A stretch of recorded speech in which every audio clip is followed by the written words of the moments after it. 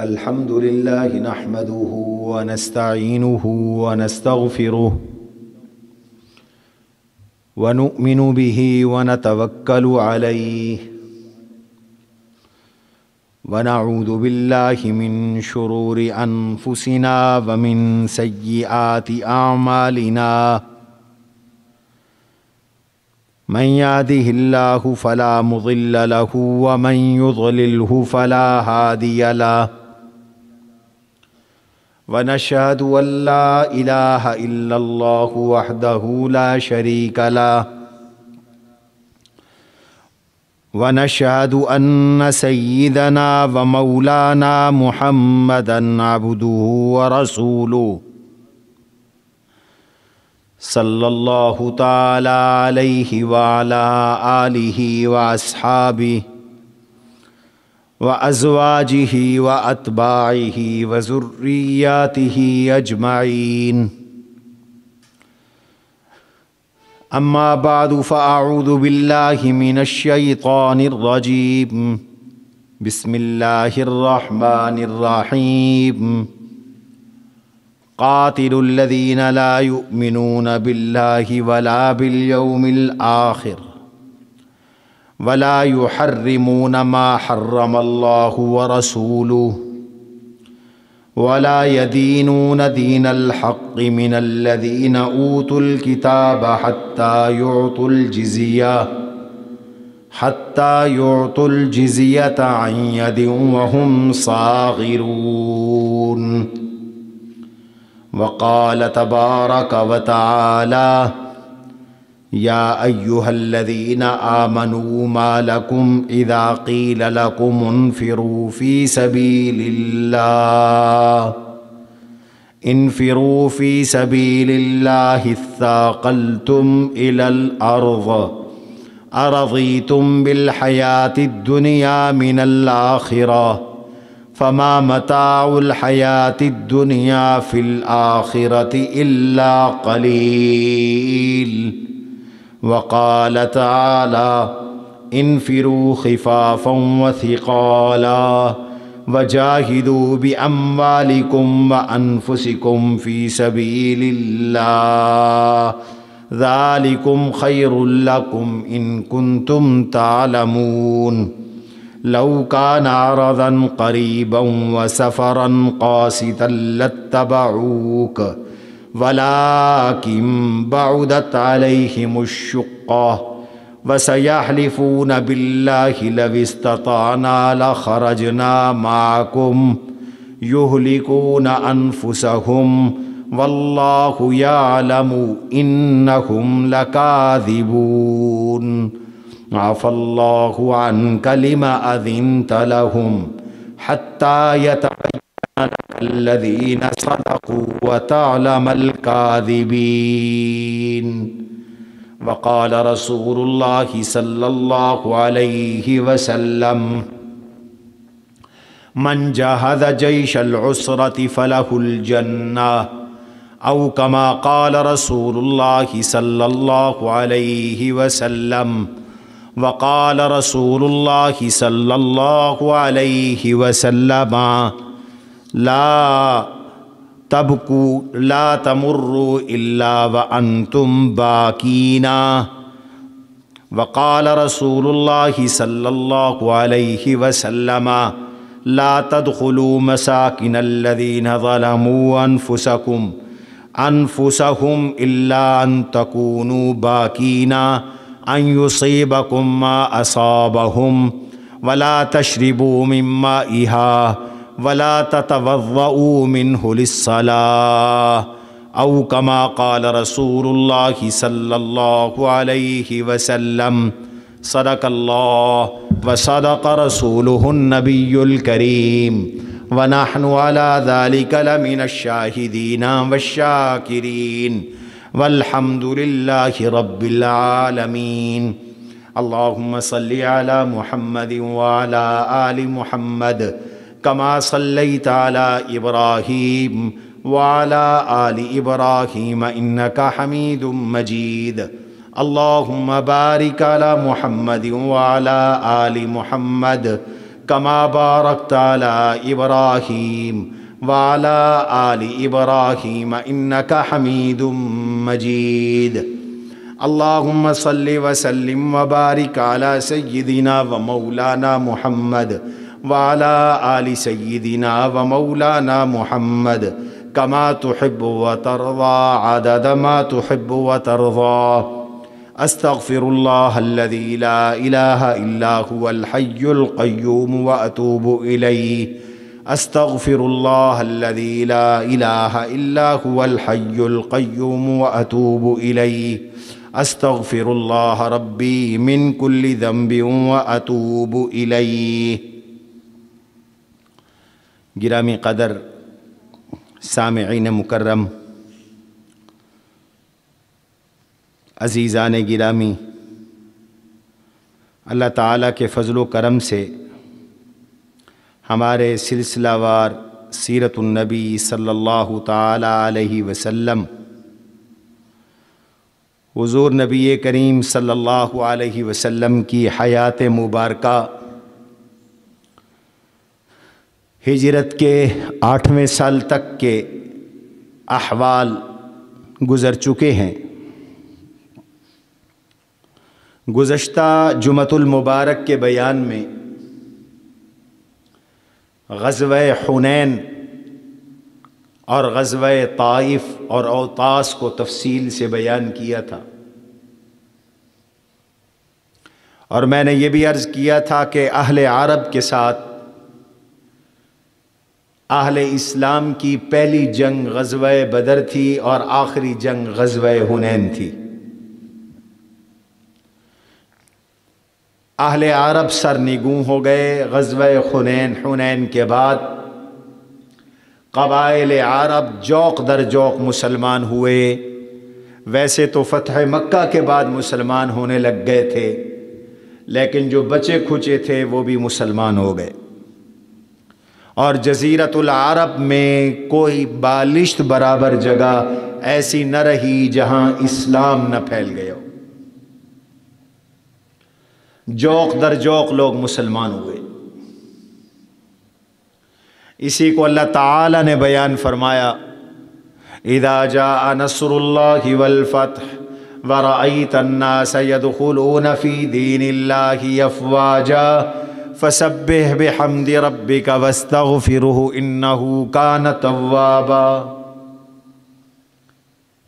اللہ تعالیٰ کی مدد بھی آ گئی، فتح بھی آ گئی، جوق در جوق، فوج در فوج، موج در موج لوگ اسلام میں داخل ہونے لگ گئے۔ حضور صلی اللہ علیہ وسلم جعرانہ سے عمرہ فرما کر مدینہ منورہ واپس تشریف لے آئے۔ اب پورا عرب اسلامی ریاست بن چکا تھا، اس لیے ضرورت تھی کہ اس خطے کو سنبھالا جائے، یہاں حاکم مقرر کیے جائیں، یہاں قانون کی عملداری ہو۔ چنانچہ آقا صلی اللہ علیہ وسلم نے سب سے پہلا کام یہ کیا کہ مدینہ منورہ تشریف لا کر آپ نے مختلف قبائل کی طرف، مختلف علاقوں کی طرف عمال مقرر فرمائے، گورنر مقرر فرمائے، ہر علاقے کا الگ عامل مقرر فرمایا۔ یہ جو عمال تھے، جو حضور صلی اللہ علیہ وسلم کے مقرر کردہ، ان کی ڈیوٹی تھی وہ لوگوں کو دین سکھانا، لوگوں میں فیصلے کرنا، اللہ کی حدود کو قائم کرنا، نافذ کرنا، حضور علیہ الصلاۃ والسلام کی ہدایات پر عمل کروانا، لوگوں سے زکوٰۃ اور صدقات وصول کر کے غرباء میں تقسیم کرنا۔ دوسرا کام آپ نے یہ فرمایا کہ جو قبائل ابھی تک سرکشی کر رہے تھے، بات پوری طرح مان نہیں رہے تھے، احکام اسلام پر عمل کرنے میں کوتاہی کر رہے تھے، آقا نے ان کی طرف چھوٹے چھوٹے لشکر بھیجے، سرایا بھیجے، مختلف سریے روانہ کیے سن 9 ہجری میں۔ ان میں سے ایک سریہ علی ابن ابی طالب رضی اللہ تعالی عنہ ہے۔ عرب کا ایک مشہور قبیلہ ہے، قبیلہ طے، جس قبیلے کے حاکم طی گزرے ہیں۔ حاکم طی عرب کے بہت بڑے نامور، جواد، فیاض اور سخی مشہور تھے۔ ان کا قبیلہ طے ہے۔ یہ لوگ ابھی مسلمان نہیں ہوئے تھے۔ ان کا ایک بت تھا، اس قبیلے میں ایک بت تھا جس کا نام فلس تھا۔ توحید کے آ جانے کے بعد شرک گوارا نہیں ہوتا۔ حضور نے عرب میں جتنے بت تھے سب ڈہا دیے، سب گرا دیے۔ کعبے میں رکھے ہوئے بت بھی پاش پاش فرمائے، اور جو باہر بت تھے بڑے بڑے، حبل، عزا، میں بتا چکا ہوں، فتح مکہ کے بعد آپ نے ان کو بھی ٹکڑے ٹکڑے کروایا۔ اس لیے بت شکن بننا حضور کی سنت ہے، بت فروش بننا یہ مسلمان کا طریقہ نہیں۔ آپ نے سیدنا علی ابن ابی طالب رضی اللہ تعالی عنہ کو ربیع الاول سن 9 ہجری میں ایک لشکر دے کر بھیجا، تم جاؤ اس بت کو گرا کے آؤ، فلس نامی بت کو گرا کے آؤ۔ آپ قبیلہ طے میں تشریف لائے، حملہ کیا، اس بت کو ٹکڑے ٹکڑے کیا، پاش پاش فرمایا۔ علی بھی بت شکن تھے، شرک کش تھے، شرک توڑنے والے تھے، موحد تھے، توحید پرست تھے، توحید پھیلانے والے تھے۔ وہ حضرت علی کا محب نہیں ہو سکتا جو شرک کرے۔ حضرت علی تو موحد تھے۔ علی نے بت بھی توڑے۔ حضرت علی کو ایک موقع پہ حضور نے بھیجا کہ جاؤ تم اونچی قبریں بھی زمین کے برابر کر دو، قبروں سے عمارتیں اور کبے بھی گرا دو۔ حضرت علی نے تو اونچی اونچی قبریں ڈہا دی تھیں، بت ڈہا دیے تھے۔ اللہ کے سوا کوئی معبود نہیں، کوئی مشکل کشا نہیں، کوئی حاجت روا نہیں۔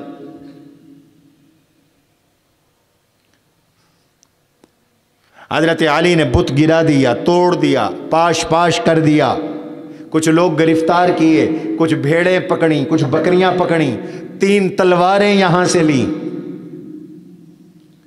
غنائم کو تقسیم کیا، لیکن قیدیوں کو لے کر حضور کی خدمت میں آئے۔ ان قیدیوں میں حاتم طئی کی بیٹی بھی تھی، اس کا نام صفانہ تھا، بوڑھی ہو چکی تھی، سردار کی بیٹی ہے، شہزادی ہے، اس کی بیٹی ہے جس کا باپ مہمانوں کی آمد پر کئی اونٹ ذبح کر دیا کرتا تھا، بغیر پوچھے مہمانوں سے کھانا پوچھے بغیر مہمانوں کے آنے پر دیگیں چڑھا دیتا تھا، کبھی کسی سائل کو خالی واپس نہیں کیا۔ آج اس کی بیٹی بھی آقا کی دربار میں قیدیوں میں کھڑی ہے، گرفتار ہے۔ حضور اس کے سامنے سے گزرے تو کھڑی ہو گئی، رحم کی اپیل کرنے لگی، کہنے لگی یا رسول اللہ، میرا باپ مر گیا ہے، میری خبر گیری کرنے والا کوئی نہیں جو یہاں آ سکا ہو، وہ تو لاپتہ ہے، آپ رحم فرما دیجئے، میں بوڑھی خاتون ہوں، آپ رحم فرما دیجئے، اللہ آپ پر رحم کی کریں گے۔ آپ نے فرمایا کون لاپتہ ہے؟ کہنے لگی میرا بھائی ہے، حاتم تائی کی بیٹی ہوں، میرا بھائی ہے جس کا نام عدی ہے۔ حضور نے فرمایا ہاں میں جانتا ہوں، وہ تو اللہ اور اللہ کے رسول سے بھاگ کر شام جا چکا ہے۔ جب عدی کو پتہ چلا کہ حملہ ہوا ہے تو عدی نکل گئے شام، اپنے قبیلے اور گھرانے کو اکیلا اور تنہا چھوڑ کر۔ حضور آگے چلے گئے۔ اگلے دن پھر آقا صلی اللہ علیہ وسلم کا یہاں سے گزر ہوا۔ اس نے پھر کہا یا رسول اللہ،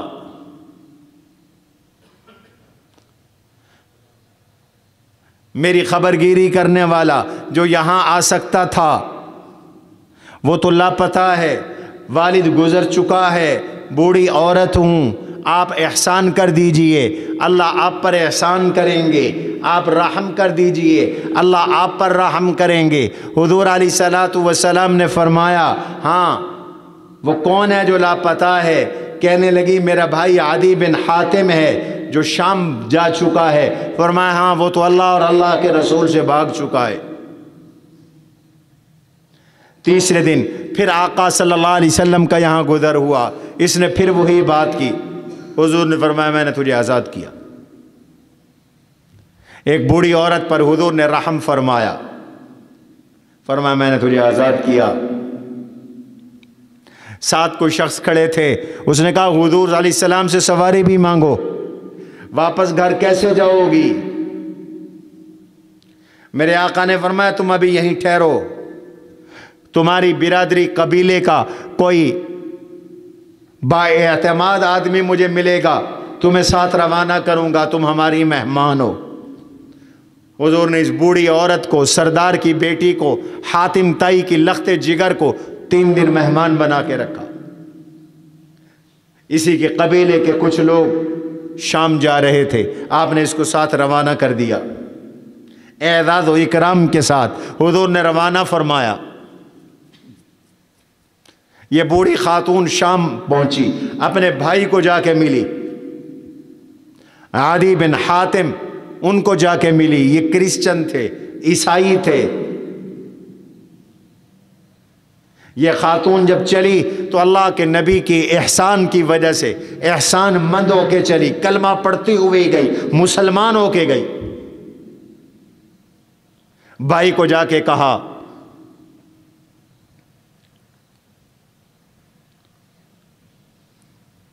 کہ تم کہاں پھر رہے ہو؟ محمد صلی اللہ علیہ وسلم تو معاف کر دینے والے ہیں، وہ تو بغیر واسطے کے بھی امان دے دیا کرتے ہیں، رحم فرما دیا کرتے ہیں۔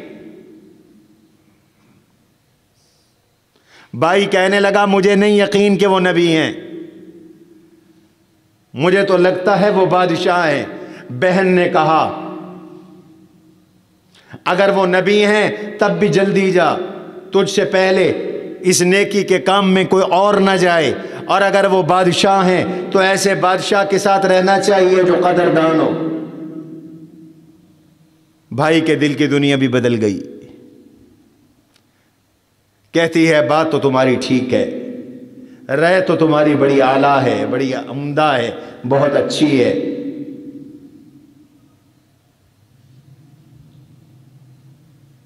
سیدھا مدینے آیا،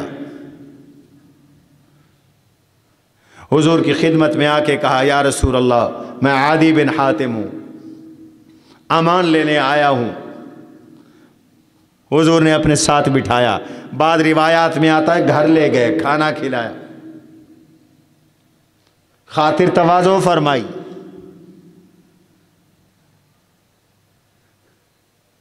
فرمایا وقت نہیں آ گیا کہ تو اقرار کرے اللہ کے سوا کوئی معبود نہیں؟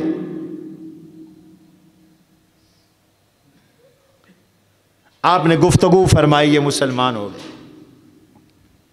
عدی بن حاتم رضی اللہ عنہ صحابی رسول بن گئے، بڑے سردار تھے، حضور کے قدموں میں آ گئے۔ 9 ہجری رجب المرجب میں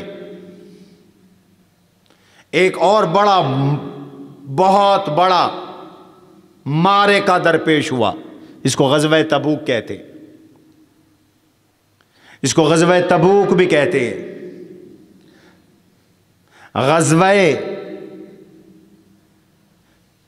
عسرہ بھی کہتے ہیں، جیش العسرہ بھی کہتے ہیں. اب یہ عرب کے ساتھ جنگ نہیں ہے، عجم کے ساتھ جنگ ہے. رومیوں کے ساتھ محاذ آرائی ہو رہی ہے. روم وقت کی سپر طاقت ہے. اللہ کی منشا یہ تھی کہ عرب سرنگوں ہو گیا، عرب میں بادشاہ نبی کی خلافت قائم ہو گئی، حضور علیہ السلام کی ریاست قائم ہو گئی. تو جو سرحدی بین الاقوامی طاقتیں ہیں انہیں بھی مرعوب کیا جائے.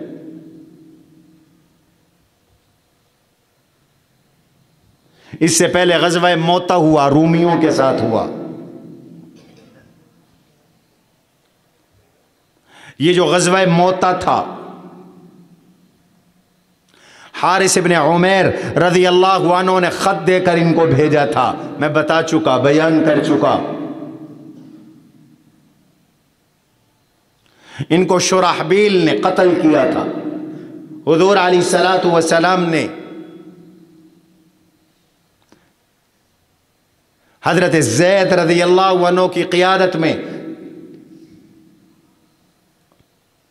امیر بنا کر انہیں امیر بنایا. ان کے بعد عبداللہ بن رواحہ کو امیر بنایا، جعفر طیار کو امیر بنایا، خالد ابن ولید کو ان کے ساتھ بھیجا. ایک بڑا لشکر بھیجا تھا، 2 لاکھ کے ساتھ ان کا مقابلہ تھا. یہ جنگ کر کے واپس آ گئے. 2 لاکھ کا لشکر شکست کھا گیا، لیکن غنیمت حاصل کرنا مشکل تھا. واپس آ گئے. تب سے روم کا بادشاہ ہرقلہ فکر مند تھا. وہ تیاریوں میں تھا کہ مسلمانوں پہ حملہ کیا جائے، مدینہ پہ حملہ کیا جائے. ایک وقت تھا کہ مدینہ میں بڑا خوف رہتا تھا ان غسانیوں کا اور رومیوں کا. صحیح بخاری میں حضرت عمر رضی اللہ تعالیٰ عنہ کی ایک لمبی حدیث ہے.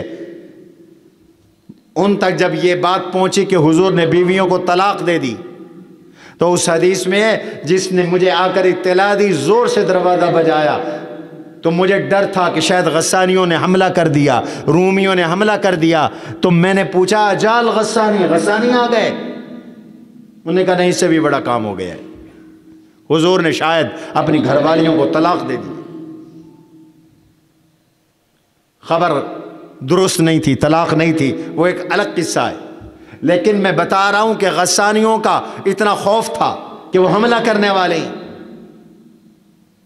اور رومی بھی تیاری کر رہے تھے، لشکر جمع کر رہے تھے.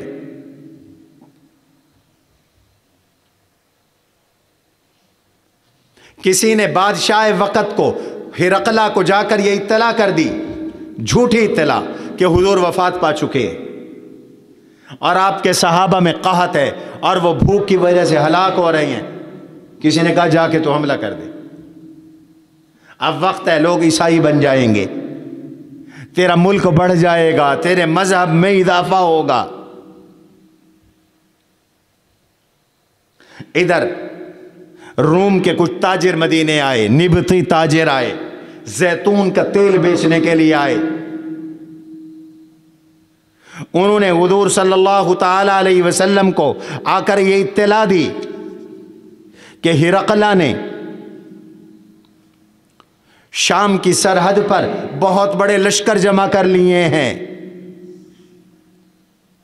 70,000 کا لشکر ہے، اور اس نے اپنے فوجیوں کو 1 سال کی پیشگی تنخواہ دے دی ہے، سامان خرد و نوش جمع کیا ہے. وہ حضور پہ حملہ کرنا چاہتے ہیں. اور اللہ کی منشا بھی یہ تھی کہ مشرکین ختم ہو چکے، جزیرۃ العرب سے ان کا غلبہ ٹوٹ چکا، یہودیوں کا زور بھی ٹوٹ چکا، اب بین الاقوامی قوتوں اور عیسائیوں کے ساتھ معاملات کیے جائیں، ان کا زور ٹوٹا جائے، توڑا جائے۔ اللہ کی منشا بھی یہی تھی، ادھر یہ اطلاع بھی آ گئی، قرآن نے حکم بھی دیا، انما المشرکون نجس فلا يقربوا المسجد الحرام بعد عامهم هذا۔ مشرک بت پرست ناپاک ہیں، اس سال کے بعد وہ مسجد حرام نہ آئیں، انہیں حج کرنے کی بھی اجازت نہیں ہے۔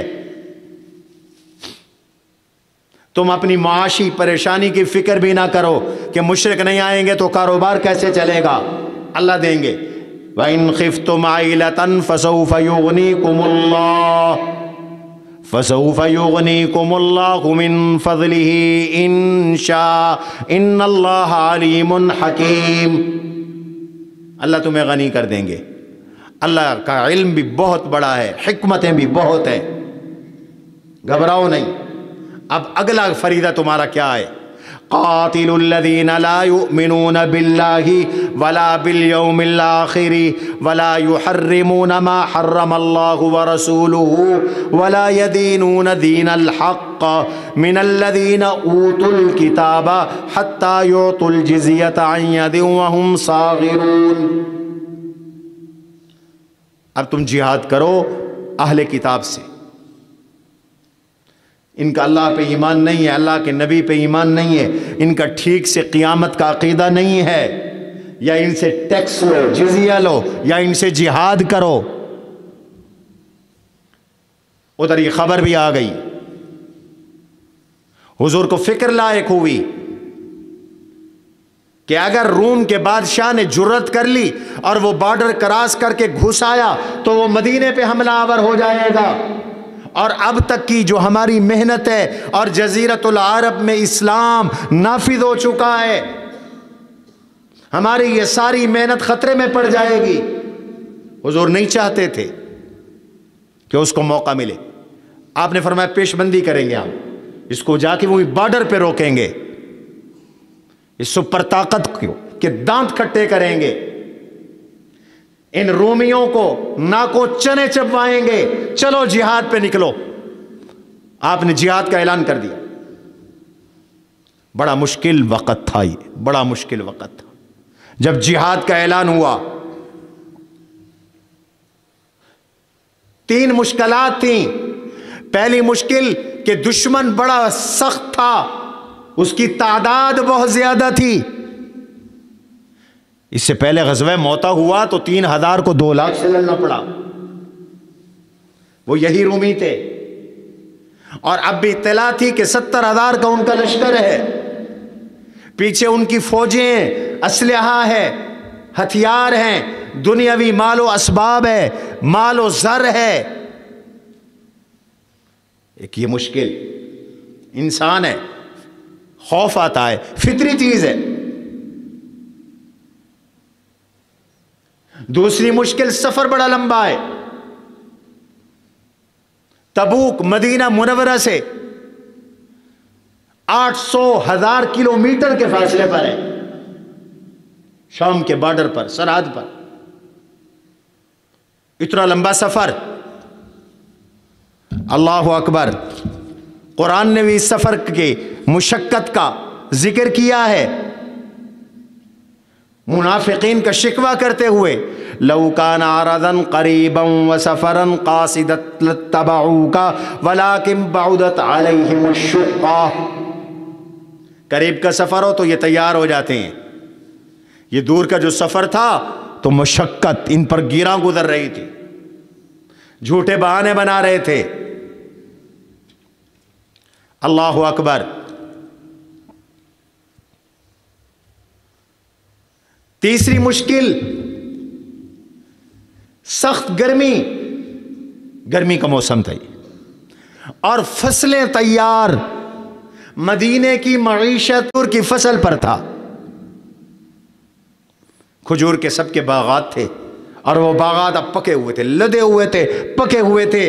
اور عام طور پر ایسے موسم میں لوگ اپنے درختوں اور باغوں میں رہنے کو، سائے میں رہنے کو اور اپنے پھلوں کی نگرانی کو پسند کرتے تھے. کوئی سفر نہیں کرتا تھا. سال کی بچوں کی روزی بھی ہے،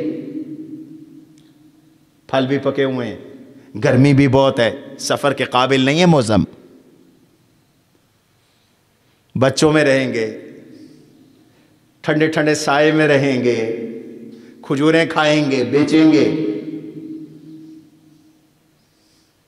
لشکر زیادہ، سفر بہت، گرمی سخت، فصلیں تیار، قحط کا زمانہ. جب فصل نہ اتری ہو تو لوگوں کی جیب میں پیسہ نہیں ہوتا. جیسے عام طور پر گندم اترنے سے پہلے، کپاس اترنے سے پہلے کسان کی جیب خالی ہوتی ہے، کاروبار میں مندہ ہوتا ہے. مندے کا زمانہ تھا، لیکن صحابہ کا امتحان ابھی اللہ کو اور منظور تھا. اعلان ہو گیا نکلو اللہ کے راستے میں، تیاری کرو، لیکن اس سے پہلے پہلے جہاد بالمال بھی کرو. کو 100-150 کلومیٹر کا سفر ہو تو چلو پیدل بھی ہو جائے. بابا 1000 کلومیٹر کا سفر ہے، شام کے بارڈر پہ جانا ہے، ہر ایک کو سواری بھی چاہیے. اور اگر سواری نہیں ہوگی تو سفر کیسے ہوگا؟ اونٹ بھی چاہیے، گھوڑے بھی چاہیے، اور جان بھی چاہیے، مال بھی چاہیے. نکلو، تیاری کرو، مال بھی دو. جناب رسول اللہ صلی اللہ علیہ وسلم نے اعلان کیا،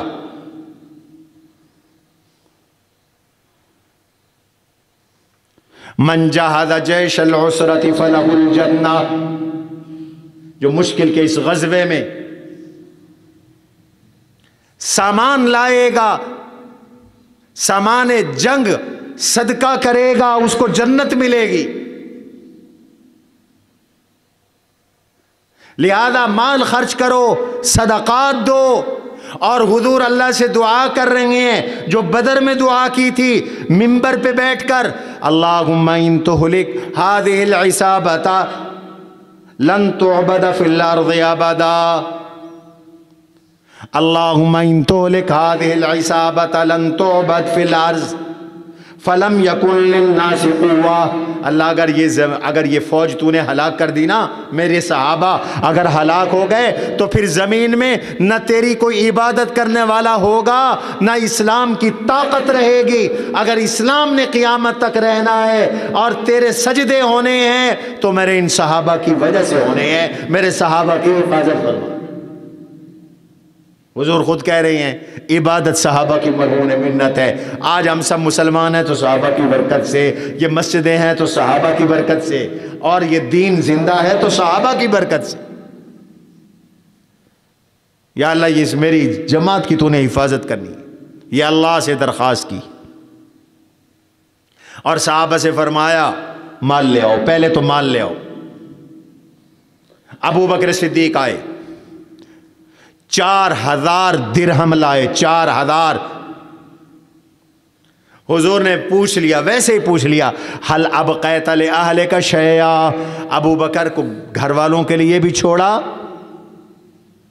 ابو بکر نے جواب کی دیا، ابقیت لہم اللہ ورسولہ. گھر والوں کے لیے تو اللہ کا نام چھوڑا، اللہ کے رسول کا نام چھوڑا. عمر بہت بڑا مال لائے. آپ نے پوچھا حل ابقیت لأہلک شیئا، عمر تم نے گھر کے لیے کچھ چھوڑا ہے؟ قال نعم مثل ما جئت به، آدھا لایا ہوں آدھا گھر چھوڑا ہوں. حضرت عباس لائے، طلحہ بن عبید اللہ لائے، سعد بن عبادہ رضی اللہ عنہ لائے، عبد الرحمن بن عوف 200 اوقیہ چاندی لائے۔ یہ چاندی کی بڑی مقدار بنتی ہے۔ اور عثمان کتنا لائے؟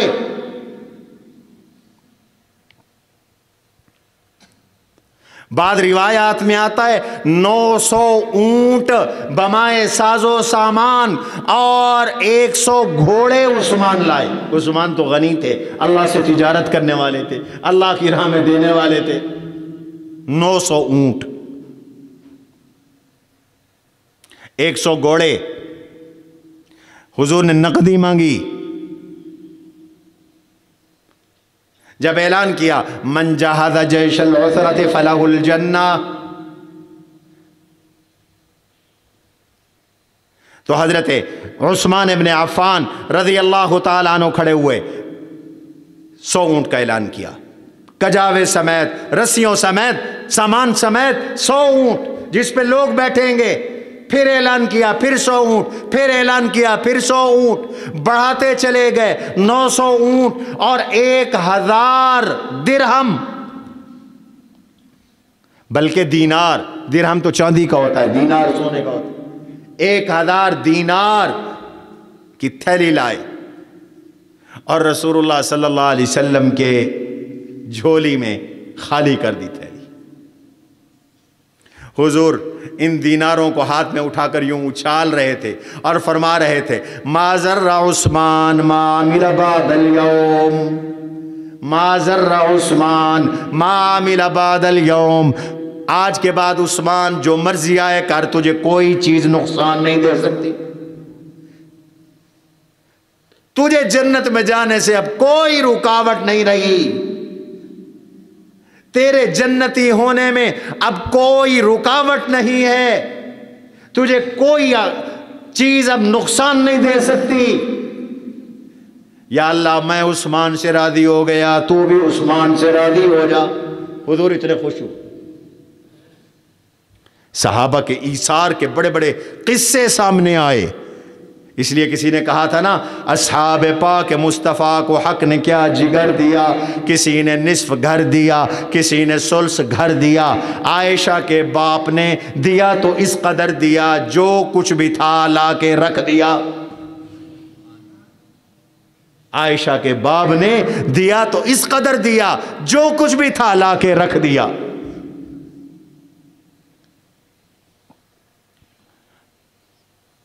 کچھ لوگ اونٹ لائے، کچھ لوگ گھوڑے لائے، کچھ لوگ پیسے لائے، عورتوں نے چندہ جمع کر کے بھیجا۔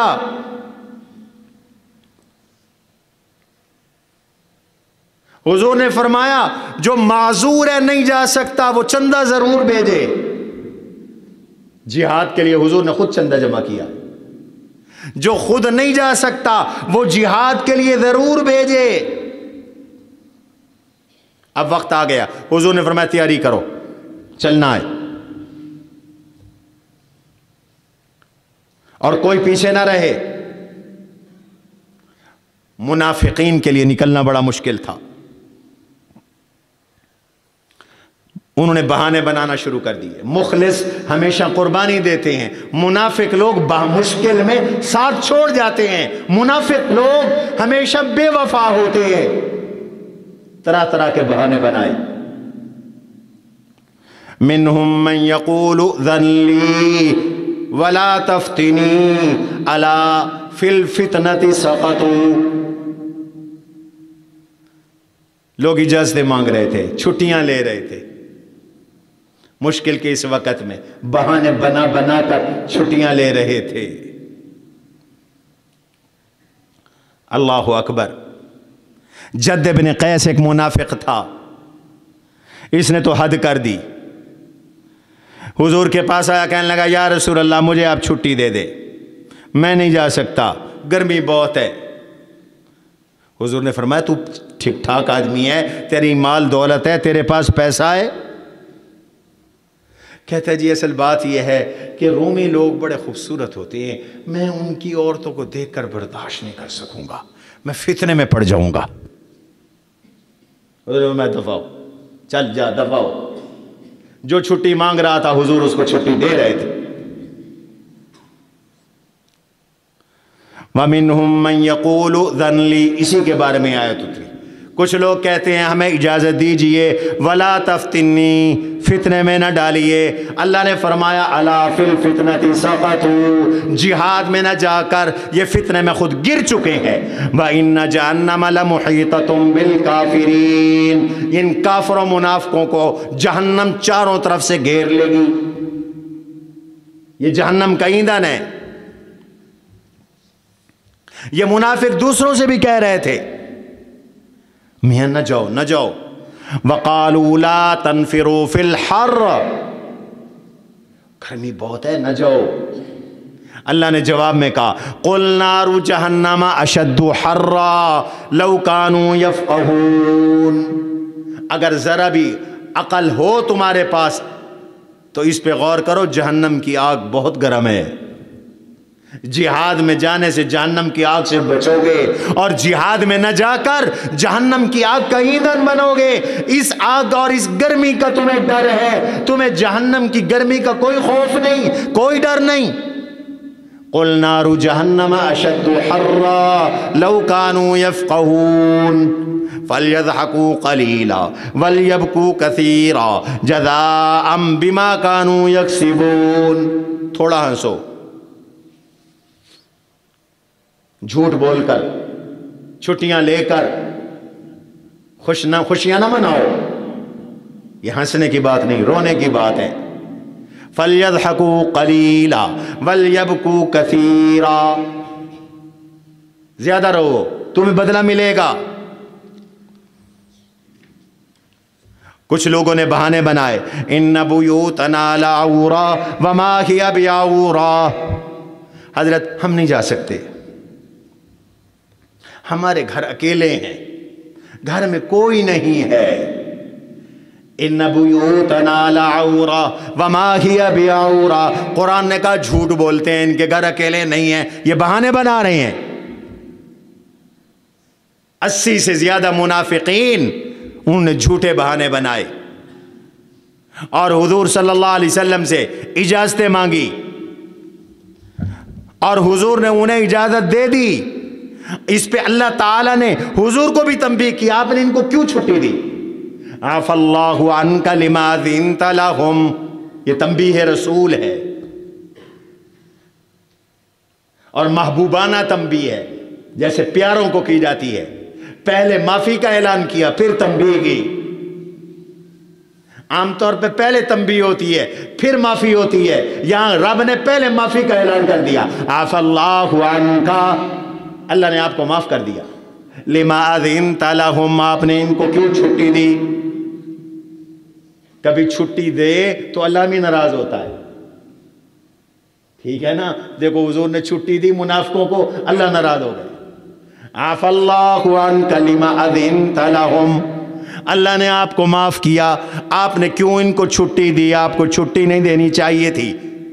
حتیٰ یتبین لک الذین صدقوا وتعلم الکاذبین، نہ دیتے چھٹی، کھرے کھوٹے نکھر جاتے، الگ الگ ہو جاتے، پتہ چلتا کہ کس کو چھٹی نہیں ملی اور وہ جہاد میں جا رہا ہے، اور کس کو چھٹی نہیں ملی اور وہ پھر بھی چھٹی کر رہا ہے۔ ان کو کھلنے دینا تھا نا، یہ وعدے ہو جاتے نا، کون بغیر چھٹی کے جانے والا ہے اور کون چھٹی کی لاج رکھنے والا ہے۔ فرمایا آپ ایسا نہ کرتے۔ باقی جو مخلص لوگ ہیں وہ ایسے موقع پہ چھٹیاں نہیں مانگتے۔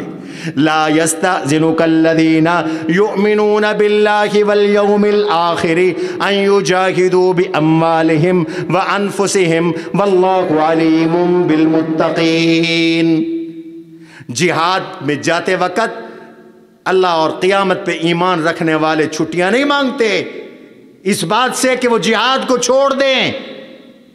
چھٹیاں کون مانگتے ہیں مشکل میں؟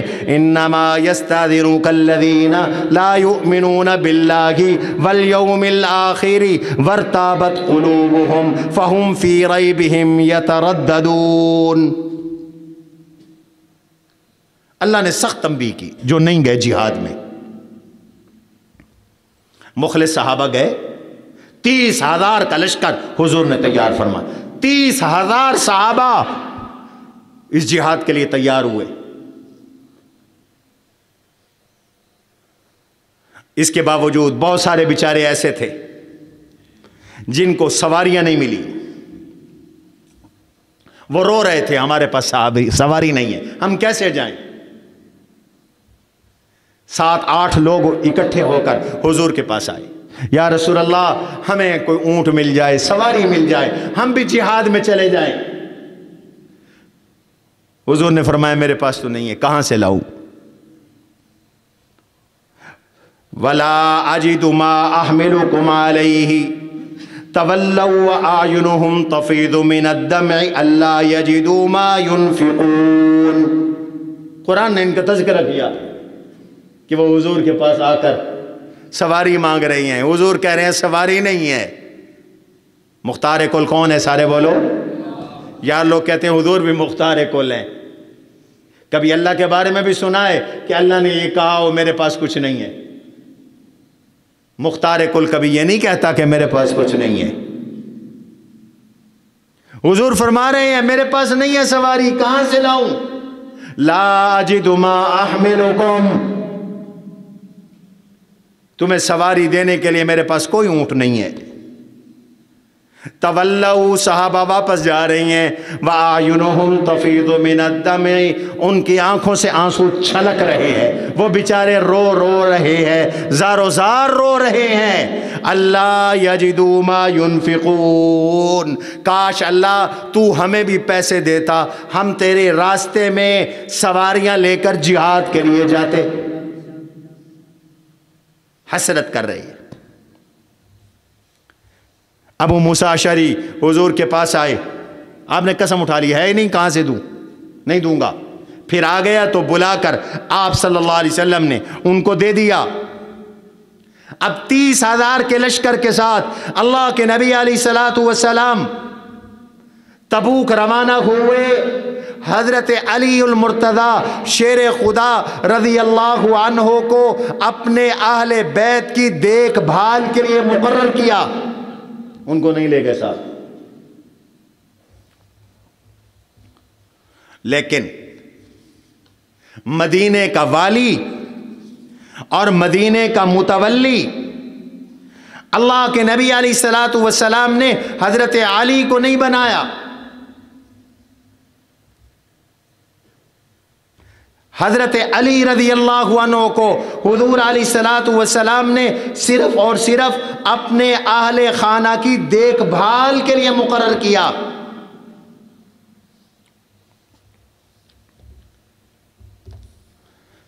اور ایک اور صحابی کو مدینے کا والی بنایا.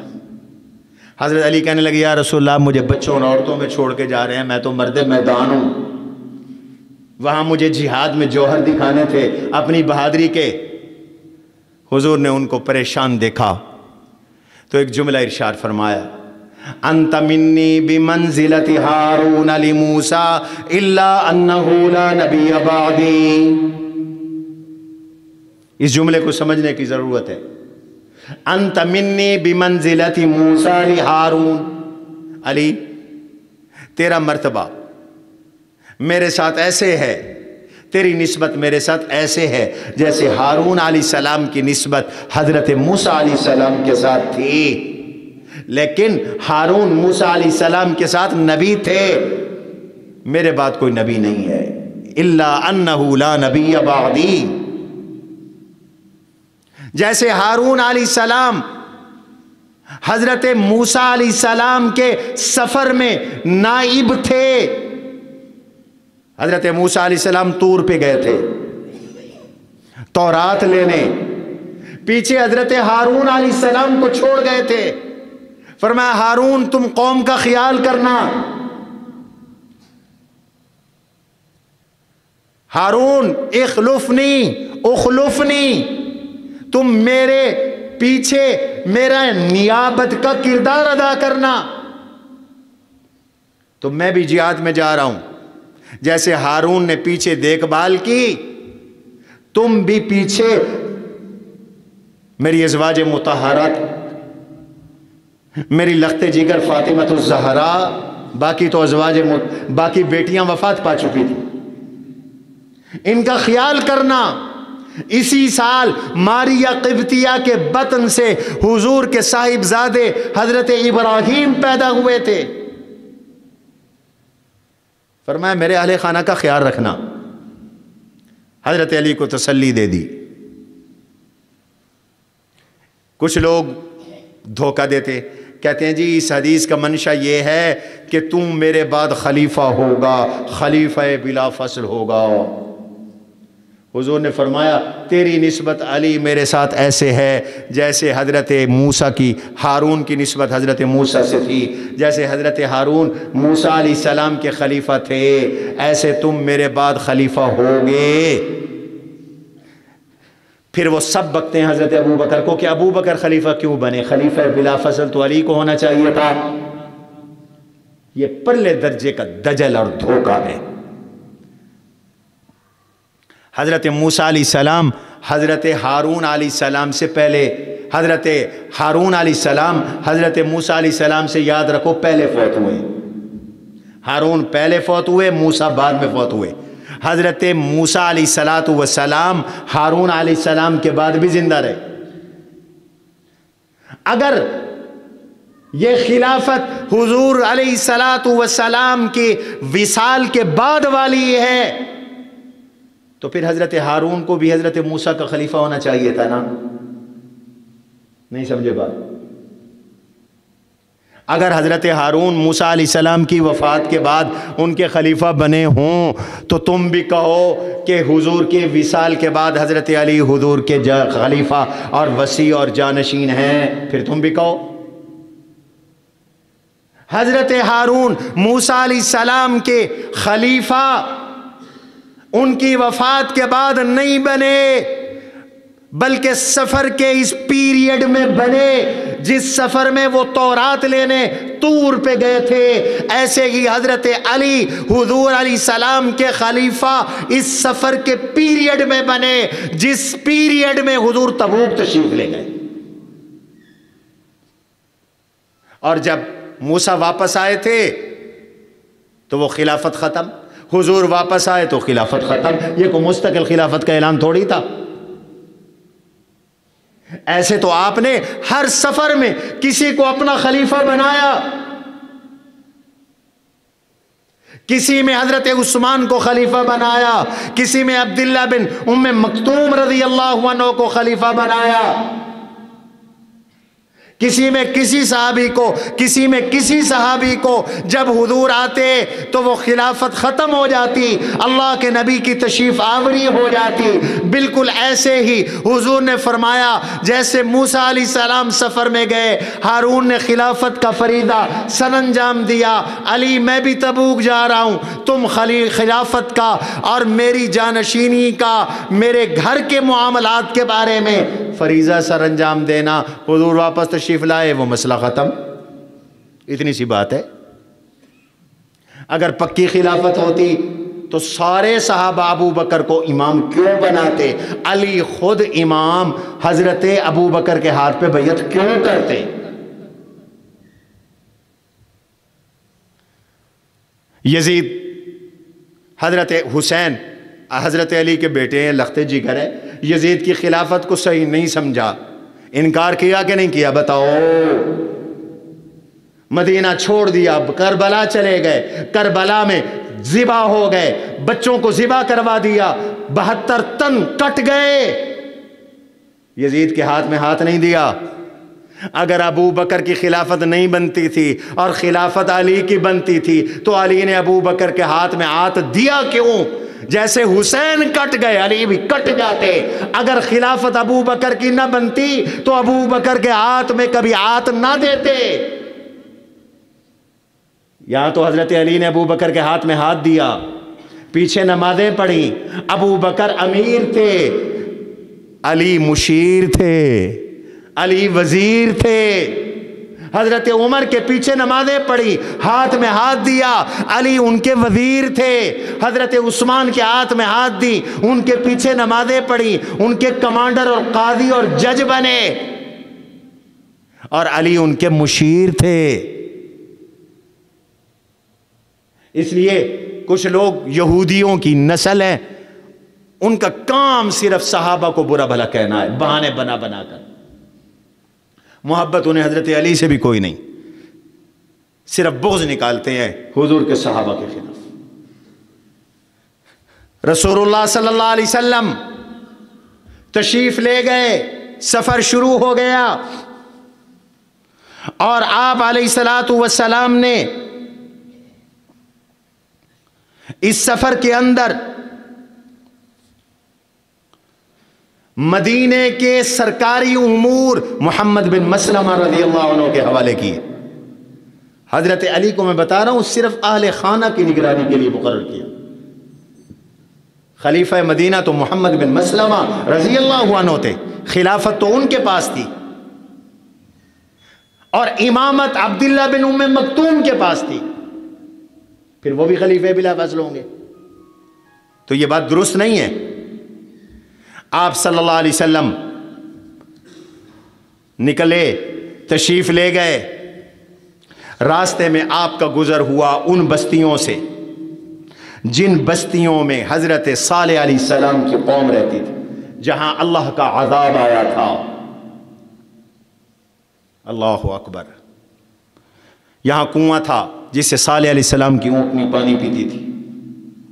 حضور نے صحابہ سے فرمایا تم معذب مقام سے گزر رہے ہو، ذرا خیال سے گزرنا۔ حضور خود بھی گزرے تو کیسے؟ آپ نے اپنے منہ کے اوپر نقاب ڈال لیا، کپڑا ڈال لیا، اور تیز تیز سواری چلائی کہ اس جگہ پہ اللہ کا غضب اترا، ناراضگی اتری، اس سے جلدی جلدی گزرو، کہیں اللہ کا عذاب ہمیں بھی نہ پکڑ لے۔ اور میاں مقدس جگہوں پر جانے سے رحمت برستی ہے، اور معذب جگہوں پہ جانے سے اللہ کی پکڑ کا خطرہ ہوتا ہے۔ تم کعبے میں جاؤ، نماز پڑھ رہے ہو تو سبحان اللہ نماز نہیں بھی پڑھ رہے، طواف نہیں بھی کر رہے، خالی کعبے میں بیٹھے ہو، ایمان کی بیٹری چارج ہو رہی ہے، رحمتیں برس رہی ہیں، مبارک جگہ ہے۔ ایسے عذاب والی جگہ پہ جاؤ تو کچھ بھی نہ کرو، وہاں لعنت برس رہی ہے، اس سے متاثر ہونے کا خطرہ ہے۔ آقا صلی اللہ علیہ وسلم جلدی جلدی گزرے وہاں، اور صحابہ کو فرمایا لا تدخلوا مساکن الذین ظلموا انفسهم، ان کے گھروں میں نہ جانا، یہاں سے گزرو الا ان تکونوا باکینا، یہاں سے گزرو تو روتے ہوئے گزرو، ان یصیبکم ما اصابہم، کہیں ایسا نہ ہو کہ تم پر بھی وہ عذاب آئے جو ان پہ آیا تھا۔ اور فرمایا یہاں کے کنووں کے پانی بھی نہ پینا، ولا تشربوا من مائها ولا تتوضؤوا منه للصلاة، اس پانی سے وضو بھی نہ کرنا۔ کچھ لوگوں نے پانی بھر کر آٹا گوندھ لیا تھا، حضور نے فرمایا یہ آٹا اونٹوں کو کھلا دو، یہ عذاب والی جگہ کے پانی کا آٹا ہے، یہ کھلا دو ان کو۔ اللہ اکبر۔ آپ نے پیشین گوئی فرمائی رات کو آندھی چلے گی، خیال کرنا، اکیلے اکیلے کوئی نہ نکلے، رات کو آندھی چلے گی۔ رات کو آندھی چلی، ایک صحابی وہ اپنے جانور کو ڈھونڈنے نکل گئے اکیلے، آندھی نے ان کو اٹھایا اور دور جا کے گرایا، اور ایک اور صحابی نکل گئے، ان کا دم گھٹنے لگا، حضور نے ان پہ دم فرمایا تو افاقہ ہوا، فرمایا میں نے تمہیں روکا نہیں تھا کہ اکیلے نہ جانا، تم اکیلے گئے کیوں ہو؟ یہ عذاب والی جگہوں پر عبرت حاصل کرو، یہ وہاں کا انجام ہے، یہ وہاں کا حال ہے۔ پکنک منانے نہ جاؤ وہاں پر، کہیں ایسا نہ ہو کہ خدا کی پکڑ کے اندر آ جاؤ۔ راستے میں پانی کی قلت ہو گئی، اتنی پیاس صحابہ کو، اتنی پیاس کہ مجبوراً حضرات صحابہ اونٹ ذبح کرتے، 10 اونٹ، 11 اونٹ ذبح کرتے، اور زندگی بچانے کے لیے اس سے جو پانی نکلتا اس سے زندگی بچاتے، جو بچتا گرمی کی وجہ سے اپنی پشتوں پہ ڈالتے۔ صحابہ نے حضور سے آ کے عرض کی، یا رسول اللہ بڑے سخت حالات ہو گئی، ایسے لگتا ہے کہ گرمی ہمیں مار ڈالے گی، ہماری گردنیں کٹ جائیں گی، اللہ سے دعا فرما دیجئے۔ میرے آقا نے 2 رکعت نماز نفل صلاۃ الحاجات پڑھ کر یوں دعا کی، اللہ نے بارشیں برسا دی، پانی ہی پانی ہو گیا۔ راستے میں حضور کی اونٹنی گم ہو گئی، منافقوں نے مذاق اڑانا شروع، کئی منافق ساتھ گئے تھے غنیمت کے چکر میں، مالی مفادات کے چکر میں۔ ایک منافق نے مذاق اڑایا، آسمان کی خبریں بتاتے ہیں، اپنی اونٹنی کا پتہ کوئی نہیں۔ حضور علیہ السلام نے فرمایا، مجھے ابھی وحی آئی ہے، میں تمہیں وہی بتاتا ہوں جو میرے اللہ مجھے بتاتے، مجھے نہیں پتا تھا، ابھی مجھے وحی آئی ہے۔ میری اونٹنی ایک درخت کے نیچے ہے، ایک فلاں وادی میں ہے، درخت کی ٹہنی کے ساتھ اس کی مہار اٹک گئی ہے، اس لیے وہ رکی ہوئی ہے۔ آپ نے صحابہ کو بھیجا، جاؤ فلاں وادی میں درخت کے نیچے میری اونٹنی کھڑی ہے، لے آؤ۔ صحابہ گئے، اونٹنی کھڑی تھی، اس کو لے کے آ گئے۔ اتنا لمبا سفر صحابہ نے کیا، حضور صلی اللہ علیہ وسلم نے کیا، اور پھر ایک دن حضور نے فرمایا، کل ہم چاشت کے وقت میں تبوک پہنچیں گے انشاءاللہ، لیکن جب پہنچو تو وہاں پانی کے چشمے پر، کنویں پہ جب جانا تو پانی نہ نکالنا، وہاں پانی ہے بھی کم۔ صحابہ کہتے ہیں اگلے دن ٹھیک چاشت کے وقت ہم تبوک پہنچ گئے، قطرہ پانی کا تھا ایک۔ حضور نے فرمایا، تم نے نکالا تو نہیں؟ صحابہ نے کہا نہیں۔ آپ نے فرمایا، پانی جمع کرو، پانی جمع کیا۔ حضور علیہ السلام نے وضو فرمایا، اپنے وضو کا بچا ہوا پانی، اپنی کلی کیا ہوا پانی آپ نے اس کنویں میں ڈالا، تو وہ چشمہ، وہ کنواں پانی کے اس میں چشمے جاری ہو گئے، فوارے لگ گئے۔ 30,000 کے لشکر نے پیٹ بھر کر پانی بھی پیا، جانوروں کو بھی پلایا، غسل بھی کی، ضرورتیں بھی پوری کی۔ یہ حضور صلی اللہ علیہ وسلم کے معجزے کا ظہور ہوا۔ حضور تبوک پہنچے تو آگے کوئی بھی نہیں تھا، دشمن نہیں تھا مقابلے میں۔ جناب رسول اللہ صلی اللہ علیہ وسلم نے 19 دن تک دشمن کا انتظار کیا، دشمن کو جرت نہ ہوئی کہ حضور اور صحابہ کے مقابلے میں آ سکیں۔ 19 دن تک جناب رسول اللہ بلکہ 20 دن تک جناب رسول اللہ صلی اللہ علیہ وسلم نے تبوک میں قیام کیا، اور ارد گرد کے جو چھوٹی چھوٹی ریاستیں تھیں وہ سرنگوں ہوئیں۔ یہاں سے آپ نے حضرت خالد ابن ولید کو دومت جندل کے حاکم اکیدر کے پاس 420 فوجی دے کر بھیجا، فرمایا یہ تمہیں چراگاہ میں شکار کرتا ہوا ملے گا، اس کو گرفتار کر کے لانا ہے، قتل نہیں کرنا۔ خالد بن ولید رات کی چاندنی کے وقت پہنچے تو جا کے دیکھا وہ اپنے محل میں بند ہے، محل کی اس کی جو فصیل ہے اس کے اوپر چکر لگا رہا ہے، اس کی بیگم اس کے ساتھ ہے، چاندنی رات ہے، ٹھنڈی ٹھنڈی ہوا چل رہی ہے۔ اچانک ایک نیل گاؤ آئی اور اس کے محل کے دروازے سے آ کے ٹکرائی۔ اس نے اس نیل گاؤ کو دیکھا تو دیکھ کر جلدی سے اس نے اپنا نیزہ سنبھالا اور اپنے بھائی کے ساتھ اترا کہ میں جا کر شکار کروں۔ حضور کی پیشین گوئی پوری ہو گئی۔ اس کے بھائی کو خالد ابن ولید نے گرفتار کرنے کی کوشش کی، اس نے مقابلہ کیا، وہ مارا گیا۔ اکیدر سے خالد ابن ولید نے کہا اگر تم میرے ساتھ حضور کے پاس چلو تو حضور کا مجھے حکم ہے، میں تمہیں قتل نہیں کروں گا، میں تمہیں زندہ لے جاؤں گا۔ اس نے ہتھیار ڈال دیے۔ یہ حضور کے پاس گرفتار ہو کے بادشاہ لایا گیا، حضور سے 2.5 لاکھ کیے، مذاکرات کیے۔ اس نے 2000 اونٹ، 800 گھوڑے، 400 زیریں، 400 نیزے حضور کو دے کر صلح کر لی، ٹیکس دیا، جزیہ دیا، حضور نے وہ لیا، صحابہ میں غنیمتیں تقسیم فرمائیں اور آپ مدینہ تشریف لے۔ دھاک بیٹھ گئی اب روم کے حکومتوں پر بھی جناب رسول اللہ صلی اللہ علیہ وسلم۔ یہ آخری بڑا مارکہ تھا حضور علیہ السلام کی حیات مبارکہ کا سن 9 ہجری میں، جس کو غزوہ تبوک کہتے ہیں، اور قرآن کریم کے 10ویں پارے کی 11ویں پارے کی سورہ توبہ میں اس غزوہ تبوک کا تفصیلی اللہ نے ذکر کیا، اور جو اس غزوے میں نہیں گئے منافقوں کو رسوا کیا۔ یہ سورت منافقوں کو رسوا کرتی ہے، جنہوں نے بہانے بنائے تھے اور نہیں گئے تھے، اور جو مخلص مسلمان نہیں گئے تھے ان کے لیے بھی احکام اترے، وہ انشاءاللہ آئندہ۔ سبحان ربک رب العزت عما یصفون والسلام المرسلین والحمد للہ رب العالمین۔ قد عظمت فللأمجاد بانيها، ومن يسعى إلى العليا بما فيها ويبني